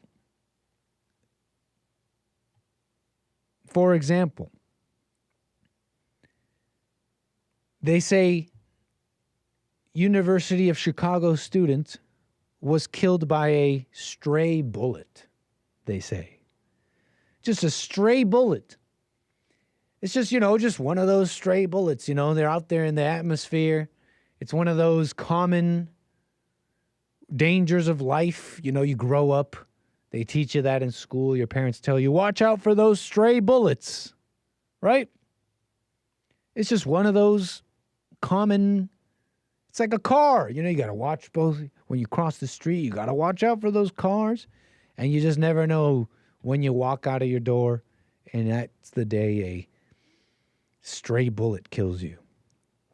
And I'm talking about a video posted by Impact Competition, which is some organization that teams up with local activists of wherever city or state they're in to put together this competition to engage the youth and the students of said areas to think about solutions on difficult topics. In this case, they're tackling gun violence. That's what Impact Competition is doing. And they teamed up with Strides for Peace to combat gun violence in Chicago. They're saying we're committed to making our city safer and empowering communities to be part of the solution. When a stray bullet tragically killed a University of Chicago grad student, we knew we had to do something, they say. When a stray bullet, it's just stray bullets, right? I want to show you this video that they posted about this gun violence. When I learned of the tragic death of a University of Chicago grad student by a stray bullet, it broke my heart, and I knew we needed to work with Strides for Peace to help make the Hyde Park community and the Chicago community at large safer from gun violence. My name is 𝒏𝒊𝒄𝒌𝒔𝒕𝒓𝒆𝒂𝒎. I'm the founder and board chair of Strides for Peace. We are dedicated to ending gun violence in the city of Chicago. We are a non-political organization and focus on funding under-resourced areas. One of the most amazing things about being the recipient of this competition was the ability for our organization, Strides for Peace, which is a small organization with tight resources, was to be able to get in front of a group of students who were focused on our mission. And that was something that these students gave to us by the way that they were able to give us incredible insight into our organization, what's working, what we can improve on, the presence of our website, our mission statement, and the ability to measure our impact in the community and think about our impact in a different way. I'm John Loye. I'm a third year here studying economics and philosophy, and I, along with Hugo here, won the 2023 Impact Competition. Strides for Peace is this amazing non-for-profit. They support other non-for-profits in the Chicagoland area that fight against gun violence. They hold a race against gun violence every summer in Chicago, and it's just such a great way to get the message out. It was a really great experience and a great opportunity to work with a local nonprofit working on one of Chicago's really most pressing issues around gun violence, and sort of not only get to sort of really hear about their problems and talk to sort of people working on the issue, but then also sort of after we won, we got to really work with Strides for Peace to try to implement some of the stuff we designed. When I see these solutions from the competitions get implemented in the real world, it just confirms my belief that this impact competition model is exactly what the world needs, and that's exactly why we do this. If you're lucky enough to be selected for the impact competition, run, don't walk. It's a game changer for your organization, and consider yourself fortunate to have been selected. Look at these young students ready to change the world. There's nothing evil about that, right? They're just students, they want to change the world. Notice they said nothing. Notice they talk about literally nothing. This model when implemented, and so we got the message out, and we got the funding, and so we finally got the funding so that we may measure our impact. And our impact was made even better because of these students. These students taught us how to make a website better. And so now we're impacting, and we got the message out, and this model and solutions, and the model and the solutions and the impact. Chicago's they're dying. They're killing each other. There's killing each other. The violence every weekend, every summer. The summer hits, the heat goes up, and they start killing each other. They just start shooting. It's crazy. How's gun violence going for you? And they're so happy. We won this competition. Like, I guess they're just students, little students with their egos. Like, oh my God, yeah, we won. We're gonna make a difference. You won some stupid competition. What's changing? The pressing issues so that we can get the message out and talk and talk and talk and more talk and just talk and talk. Here's what I want to know. When they stopped the gun violence by way of removing the Second Amendment and removing all guns, and somehow just forcing it, which is going to require a stranglehold over all of America. A small group of people will get to decide. We will, no guns, burn up the guns you do have, close down the stores. Imagine if they were able to do all such unconstitutional things. They might actually get rid of a lot of guns. But I want to know is when they stop the gun violence, as much as they can or whatever, what will they do with the rest of the violence? You know, when the gun violence is stopped, what are they going to do with the rest of the violence? You see, this gun control thing is really a luxury of the pampered. When this University of Chicago student was killed, the yuppies with the money to go to school and live in nice areas, they recoiled. And they're like, oh my gosh, that can't happen. They recoiled and said, that cannot happen. It must not happen. And so it's this whole gun control, it's a luxury. It's a luxury of the pampered. Because they'll still be safe relatively. They'll still be able to have police and protect themselves. And they love this. They're like, oh, I work with a nonprofit that did what? What have they done? Sunshine and rainbows, get the message out. You know, that's the ideology of the foot soldiers. The foot soldiers, the useful idiots, the students, that's their mentality. We got the message out. I'm working with a nonprofit that says they do this. And so now I'm a good person. And that's all they need. And that is the perfect mentality for the useful idiot foot soldier.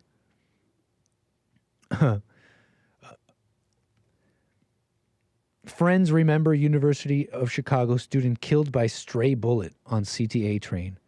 And so this student was killed actually like 3 years ago, turns out. He was remembered and friends and classmates as a gentle and caring person. Max Lewis, 20 years old at the time, was shot in the neck while riding a CTA Green Line train in Washington Park on the south side Thursday. Initially transported in critical condition, blah, blah, blah. A bullet apparently crashed through the window of the train, just apparently crashed through the window. He was not the intended target, law enforcement said.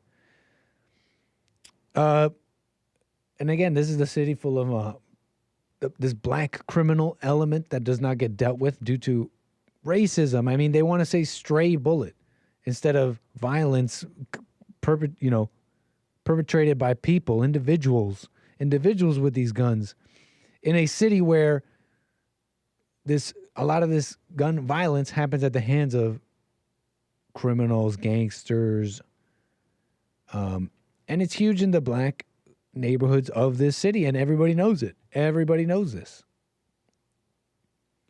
Max was the victim of more than gun violence, and things need to change, his friends said. We need to be better. The University of Chicago released the statement in response to his death.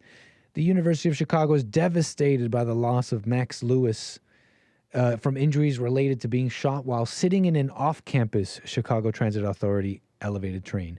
They throw that in, and it's a fair thing to put in. hey, this happened off campus. And we're our hearts go out and all that. But hey, it was off campus. So don't get mad at us. Yeah. Max Lewis was commuting in a city where black crime is out of control. Max's family. So that's the story on that. I think I'm going to move on. What else here? We're moving on from this, but an interesting side note, an interesting tidbit here from the Max's family from a couple of years ago. He died, but his family, they say the bullet paralyzed Max from the neck down. And the prognosis was that he would never walk or eat again. He'd likely need a ventilator for the rest of his life, the doctor said. And despite his... So he was actually alive, severely hurt, paralyzed, but alive. And so the article goes on, despite his severe injury and suffering, Max was alert and in the hospital. And so he was communicating through blinking and stuff. He wanted to know what happened to him and communicated with his family and doctors by blinking. And so that's how the doctors say that's how Max spelled out a message on a letterboard, which she wrote down, and it reads, "If I have to live like this, pull the plug, please. Seriously." Max was taken off life support Sunday. This was some years ago. I wanted to throw that in, that apparently he was alive, but he did not want to continue life like that. And however much pain and inability to move and paralyzed and all that, he didn't want to continue living like that. He said, if I have to live like this, pull the plug. I mean, it's just crazy. It's just, I don't know what, and I don't even want to think about. No, I don't even think there's any point in thinking about what you or I may have done in the same situation. Would you pull the plug? But yeah, I don't know. It allows me to mention, though, it allows me to say something like, if he had stayed, he could have been a Neuralink person, for example. I don't know what he was going through, but he could have been a Neuralink candidate. You heard about Neuralink? I've talked about it before. They're implanting devices on people's brains, and these devices are attuned to the neural network of a person. It's all your nerves and all the nerve endings and your spinal cord and your brain.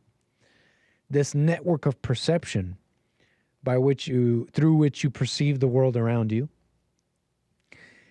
And through Neuralink's testing and all that, they've basically proven the concept of recreating your neural network's signals, recording the signals your neural network is giving out when XYZ thing happens, when I grab this mouse here and the movement of my arm and what that feels like.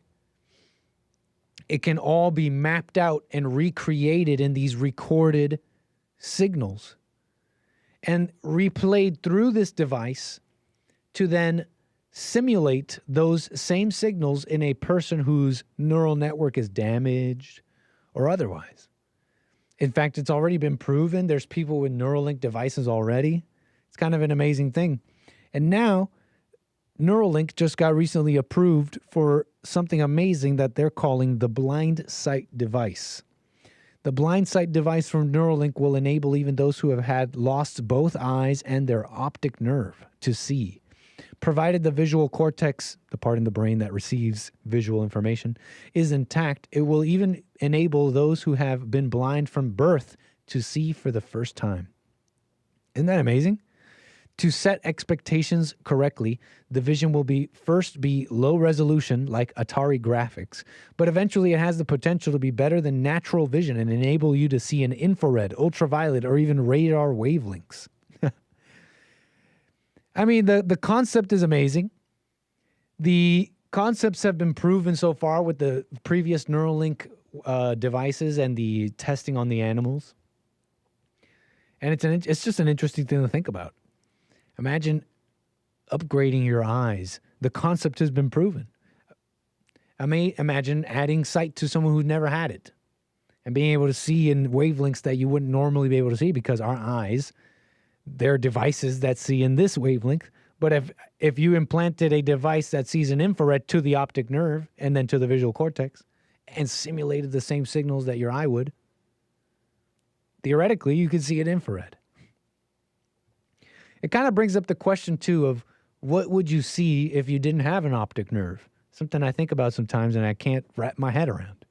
It's like trying to wrap your head around, imagine a new color, make up a new color. Try and make up a new color, a color you've never seen before. I don't even know what that would look like. I don't even know where to begin. Because the question is, what would you see if you I need Bill for this. Bill, what would I see if I had no eyes? If you went in and surgically removed my eyes and my optic nerve, what would I see? I don't know if I'd see black, because if I close my eyes right now, I see darkness. I see darkness. But if I'm devoid of an optic nerve altogether, would I even see darkness? Would I just see nothingness? And what does nothingness look like? I can't even wrap my head around it. I'm sorry, I have an optic nerve. I'm just one of these virgins with an optic nerve. I can't see nothingness. I don't even know where to begin. Is your mind, are you trying to, at home, are you trying to wrap your mind around this? What do you think nothing looks like? Well, how do you even start? Anyways, I got a caller here, though. What's your name and where are you calling from? Thanks for your call. Hey, my name is Robert. I'm calling from Kansas. Robert, man, how you been? Nice to hear from you. I've been good, Nick. How are you, sir? All is well, man. No complaints. Well, you look good, brother. Thank you, sir. You were talking about gun confiscation. Yes. And I do think if you were going to invade a country with a foreign army, if you did have an inside, let's say, like a Manchurian candidate, like an inside enemy, right, you would disarm the populace legally before they were invaded, if you could, right? Repeat your question for me again. Sorry, I missed the first part. Well, just, if you could, let's say, pass laws that would disarm a population that was going to be invaded by a foreign army, you could disarm them before they're going to be invaded. And you're saying, are you asking me if I would do something like that? Well, if you were in terms of warfare, if you could disarm a population, and I wanted that population, I wanted to make it easier for that population to be invaded. Well, yes, sure, disarm them, or whatever, exactly. And the thing about it is, I called in to say I want every American man to know this, but then I realized how empowered the women are, and they're leading families and businesses and everything. So really, it's everybody. For everybody, what I want to say to you is this, is that they don't actually want your guns, okay? They don't care about guns. They have all the guns. They don't care about guns. What they really want is your children and your property and your wife, if she's young enough and pretty enough. They want your stuff. They want your property. Is what they want. It's just a lot easier to take that from you if you have no way of defending yourself, right? So this talk about they want our guns, no, the people with all the money and power in the world, they don't want your guns. They want all your property. They want your stuff. And so that's really what to be disarmed as a people, to be a slave. That's why the founders put it in the Constitution, because it was specifically known at the time that the only man that was disarmed was a slave, and a real man could defend himself, within the natural order. And so it's a way of just solidifying our slavery if we were to be disarmed. And I do think, unfortunately, for Bond and Jesse and all you guys, is that is what Trump's mandate is in his second term, will be to disarm America.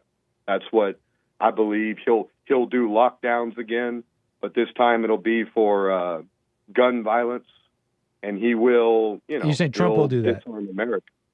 So you're saying Trump will do that?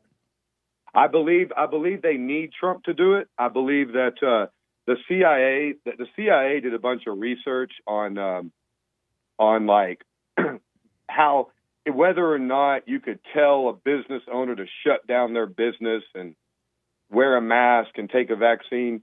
Mm-hmm. And they did all this research, and they figured out that they can't have a black man do it, and they can't have a white woman do it. They have to have a white man tell them to lock down their businesses and shut down their church and everything else, just like Trump did. Because it's I don't know, the psychology of it. It's an authority figure. And so what's going to happen, I think, is they're going to have Trump lock us down again, but this time it's going to be for riots and the BLM narrative and, all that stuff. And then they're going to, say guns are now illegal. And Trump will be okay with that and greenlight all that. Trump is going to be, he's going to be the straight white male authority figure that tells you, yes, you're going to turn in your guns, white man.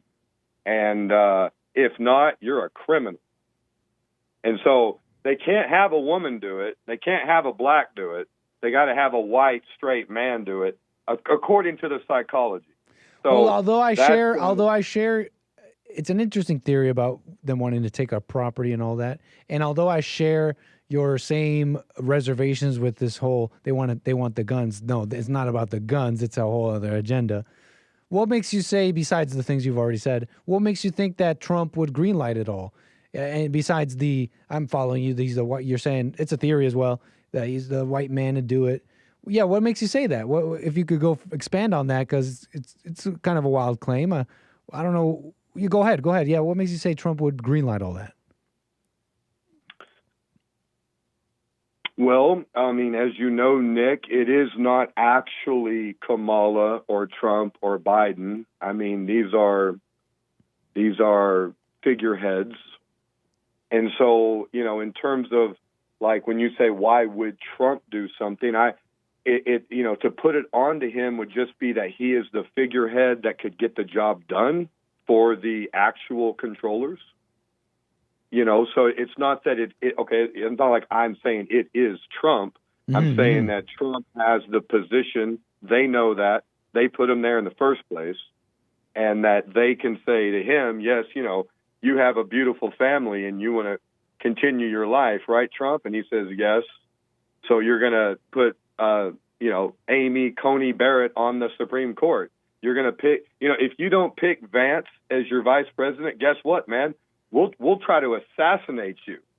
And then he's like, okay, I picked Vance. Don't you think?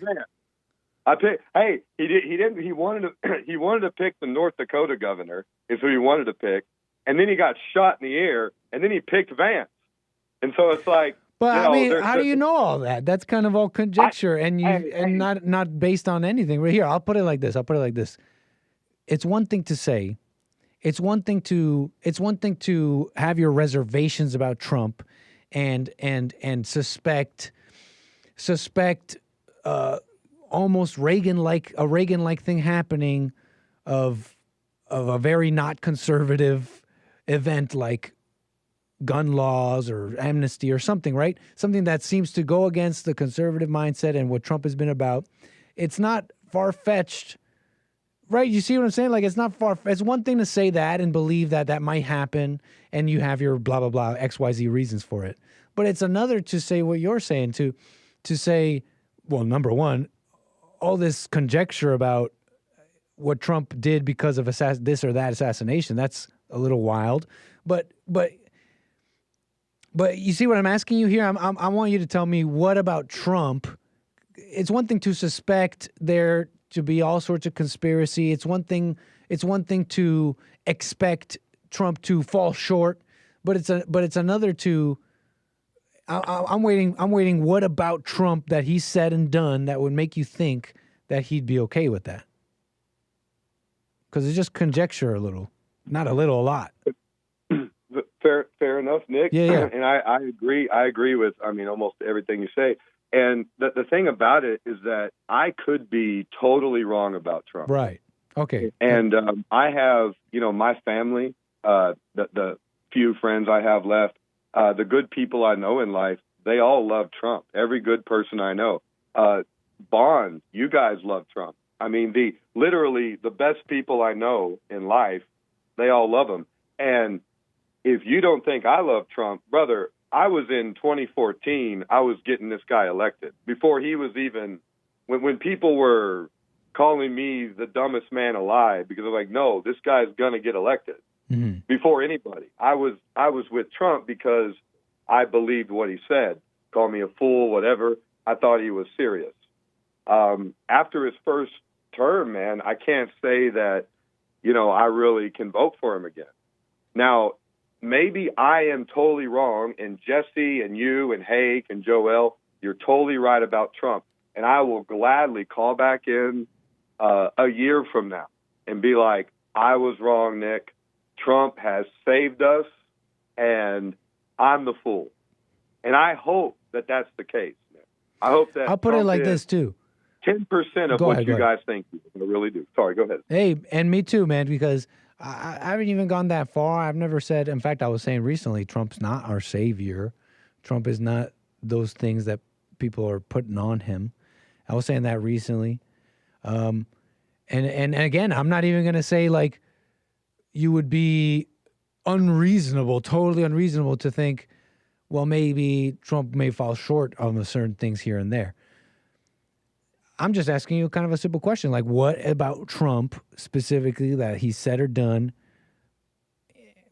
out of curiosity, besides all the things I may have said before and whatever I may be wrong or I'm just kind of curious if there's a specific thing that he said or done that makes you think that would kind of lend to this theory, because this theory would require a little bit of evidence, and you might be right. I just want to hear the evidence. Well, my evidence would be called COVID-19, 2019. March of that year, he locked down the country. He said 2 weeks. He then extended it. He faked, he has said that, we're going to listen to Fauci and Birx and we're going to follow the science. And he played right along with the globalist narrative of a fake virus that was just meant for you to take an mRNA vaccine that would essentially make you a non-human. I mean, it is. What do you know about all that? What do I know about COVID? I'll put it like this. No, but hold on, Robert. You didn't know any of this, and even now, while you're saying this, you don't really know any of what you just said. You have your suspicions, but you're coming at Trump from 2024. Here, Robert, calling me, and you're saying he should have known that COVID was fake and da-da-da. What are you asking of the man? Did you know COVID was? You were just like with the rest of us when those reports started, when those videos started coming out of Wuhan, and they started telling us there's a virus going around. You were there with the rest of us, Robert. Stop pretending like you weren't there with the rest of us. To some degree, maybe not to some degree. Let me put it like this: maybe to at least some degree, you were there with the rest of us with a big old question mark. You don't really know what's happening. Okay. No, Nick. Come on, Robert. You're going to sit there and tell me you knew COVID was fake and it's like Wuhan and Dr. Fauci. No, that all came after, and even now you don't really know. Nick, let me tell you what I didn't know. Okay, when I was 18, right, 9/11 happened. Okay. I believed the whole thing. I thought that was all real. When COVID happened, sir, I'm a flat earther at this point. I'm a literal flat earther. When COVID kicked off, dude, I had signs in my yard in like 48 hours. Professionally printed. I mean, dude. Okay, but you're based, Robert. You're super based. But the point remains, how can you judge Trump on that? You're based, but Trump wasn't. And you're going to expect him to, hold on for a second. You wanted him to know about the truth of Wuhan. Like, you don't even know the truth of Wuhan and COVID. You don't. You have an idea. You saw some videos and read some documents or whatever, but you don't really know. You don't really know. And so you're expecting Trump to really know. And that's a little messed up. I think your point to and me, not only Nick, that, was... I'll throw this in and then you could talk a lot. My bad. Just so that I don't forget. Okay. I'm not trying to cut you off. It's just so I don't forget. And then on top of that, Trump was like, yeah, he locked it down and stuff, but he was over and over again. And I might have to pull it up just to kind of go back then. He constantly was telling the states, open up. It's time to open back up. Okay, we did this long enough. And they hated him for that. They were like, he wants to kill grandmas, and he wants people dead. I'm gonna call a cap on that, brother. Was that cap really? Tell me where I'm wrong on that, because maybe I'm wrong about that. But that's how I remember it. He locked it down, he extended it, but then after that, he was like, it's time to open up. Hey, listen, Nick. And he got a lot of crap for that. But go ahead. What I was going to say to you earlier is I think you were trying to make a point to me is that how did I expect Trump to handle this worldwide scenario as the United States president, right? And so you're saying to me, what did you want the man to do? And you're right, Nick. You're right. That's a totally valid point, and that maybe he handled it the best way that he could, and that I am not at that level, and I don't know what he's dealing with, and that if I was at that level, maybe I would have done the exact same thing, right? So your point is well taken, that if he was in a position in a worldwide scenario by the globalists, right, that control the flat earth and make you think it's a globe, if they launch a scheme, well, he's got to play his role within the entire global dynamic, right? So he can't just say, it's fake, take off your mask, open up your business. They probably would have killed him, right? So, but you're assuming he even thought that or even thinks that to this day. You're assuming that he even thought that ever. That he thought it was what, fake? And or anything else you're saying about it. Yeah. Well, and you don't know it's fake. Well, you don't know that. You don't know that. I know what the macro. Do you know? I know mathematics, sir. I'm a business major, okay, and I know mathematics. And there's something called the macro death rate. Okay, the macro death rate is how many people die every day. It's about 8,000, 9,000 in America every day. That number never changed. You know when it did go up? After the vaccines were given.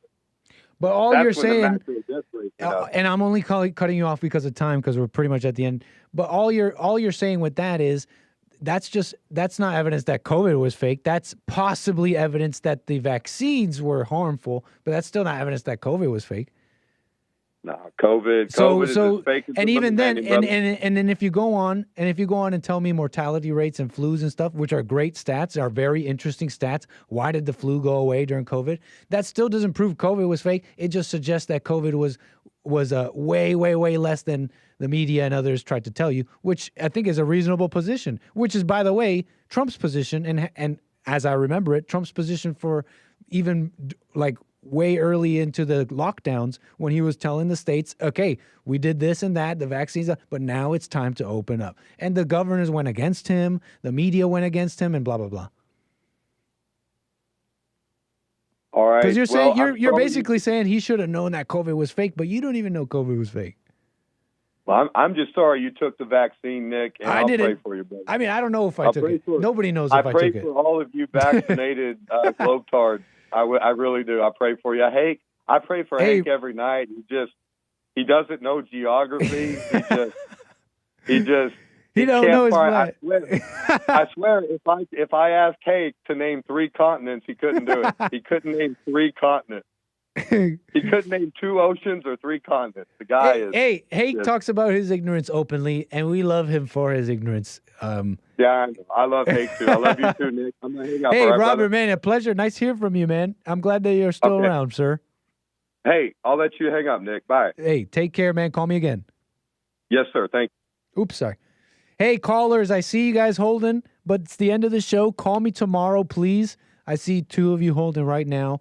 Thank you for calling, honestly. Call me tomorrow, though. It's the end of the show. That's it from me. Let me check the super chats real quick before I let all of you go.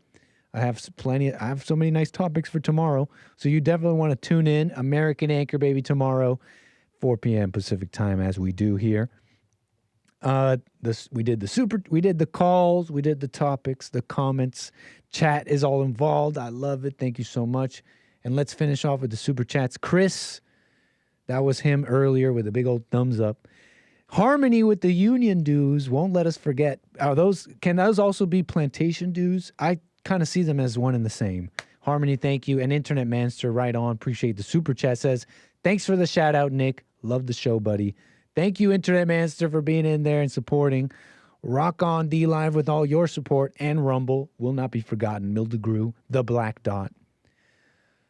I love y'all. I'm out. Call me tomorrow. Take care. And that's it from me. Bye-bye. Peace.